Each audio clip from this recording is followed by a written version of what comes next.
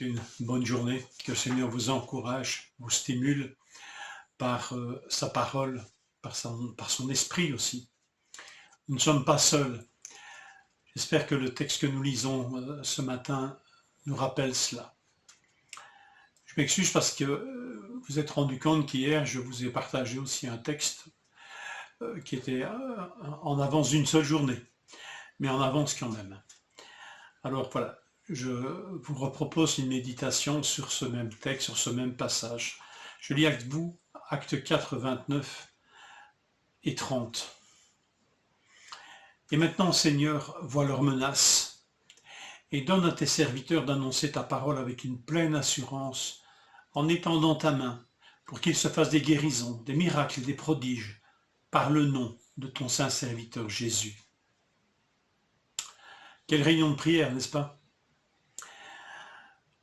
Relevons ensemble leurs trois demandes, les trois demandes des disciples. Première demande, vois leurs menaces. Vois leurs menaces. C'est une demande par laquelle, en fait, ils confient la situation au Seigneur. Non pas que le Seigneur n'est pas au courant, mais voilà, prier, c'est aussi confier la situation pleinement au Seigneur. La menace de sévir s'ils annoncent encore le nom de Jésus. Ils ne minimisent rien, ils ne cachent rien, mais ils confient tout. La rage des persécuteurs et sans doute aussi la peur et la crainte que cela engendre en eux. Vois leurs menaces, Seigneur, et vois l'effet que ça a sur nous. Ils confient la situation pleinement au Seigneur. La deuxième demande, donne d'annoncer ta parole avec une pleine assurance. Ils demandent ce qui leur manque, mais ce qu'ils savent être disponible auprès de Dieu. Il leur manque de l'assurance, de cette liberté pour annoncer la parole sans craindre les hommes. Donc ce manque, il est là et il ne le cache pas à nouveau, mais il s'adresse à celui qui peut combler ce manque. Remarquez qu'il ne demande pas la protection de Dieu. Garde-nous, protège-nous, empêche-leur de nous faire du mal. Non, non. Il demande la liberté d'accomplir ce que tout leur cœur leur dit de faire. Rappelez-vous ce qu'ils ont dit au Sanhédrin, devant les gens qui les menaçaient. Nous ne pouvons pas ne pas parler de ce que nous avons vu et entendu, et qui remplit tout notre cœur. Nous avons vu le ressuscité, nous avons vu Jésus-Christ qui est mort et qui est ressuscité. Nous ne pouvons pas parler de ce que nous avons vu et entendu. Ils demandent donc ce qui leur manque, cette liberté de parler, cette assurance, et ce qu'ils savent être disponible, ce qu'ils savent être disponible auprès de Dieu. Troisièmement, étends ta main pour qu'ils se fassent des guérisons, des miracles, des prodiges, par le nom de ton saint serviteur Jésus. Remarquez là qu'ils attendent tout de Dieu. Étends ta main. Étends ta main, Seigneur. Ils sont des serviteurs. Ils le savent. Et c'est lui qui a la capacité, le Seigneur qui a la capacité de faire les choses. Il ne demande pas de recevoir la puissance de faire ces choses, mais que le Seigneur étende sa main. Comme sans doute, ils ont souvent vu faire Jésus. Rappelez-vous ce texte, par exemple, de Luc 5, 13. Jésus étendit la main et toucha le lépreux et dit « Je le veux, sois pur ». Et aussitôt la lèpre le quitta. Jésus étendit sa main. Et quand il étendait sa main, c'était pour faire un miracle. Il reconnaît cette autorité absolue de Dieu. Et il suffit qu'il étende sa main pour que des choses se fassent. Mais ils attendent tout de Dieu et ils ne le demandent pas pour eux-mêmes.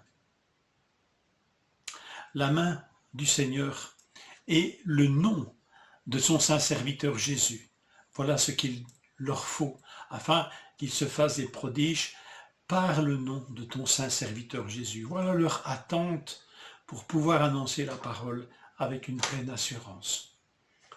Ils confient la situation au Seigneur, ils demandent ce qui leur manque, mais ce qu'ils savent disponible auprès de Dieu, et ils ne demandent pas de recevoir la puissance de faire ces choses, mais que le Seigneur lui-même les fasse en étendant sa main.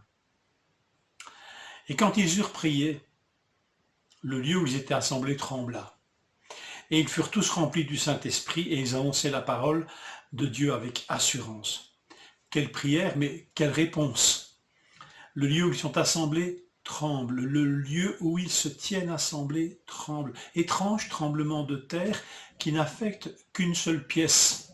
Étonnant, n'est-ce pas, comme tremblement, comme ébranlement, une seule pièce. C'est pas commun, ça. Ça nous rappelle sans doute, ça a dû le rappeler les manifestations lors de la Pentecôte. Mais c'est là où ce lieu s'ébranle, c'est là où les disciples s'assemblent, c'est là où ils se tiennent au nom de Jésus. Ce lieu où s'assemblent les disciples est un endroit très particulier pour Dieu. Là où deux ou trois sont assemblés en mon nom, je suis au milieu d'eux. Cette plénitude de l'Esprit, la réponse qu'il leur est donnée, c'est cette plénitude de l'Esprit leur est accordée en réponse à toutes leurs demandes. Ils ne l'ont pas demandé, ils n'ont pas dit « remplis-nous de l'Esprit ». C'est Dieu qui le fait souverainement, mais cette plénitude, en fait, renferme tout ce qu'ils ont demandé. C'est la réponse adéquate. C'est l'assurance que Dieu est avec eux. C'est l'assurance que Dieu a vu leur manque et ce qui leur est nécessaire. C'est l'assurance que Dieu est en sa main pour qu'ils agissent au nom de son saint serviteur, Jésus, son Fils. Ils obtiennent, en fin de compte, ce qu'ils ont demandé au départ. Ils annoncent la parole de Dieu avec assurance.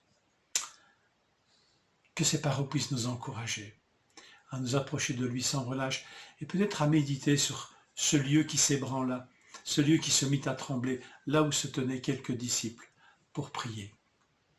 Que le Seigneur nous encourage à redécouvrir ce chemin béni de cette prière confiante avec d'autres chrétiens.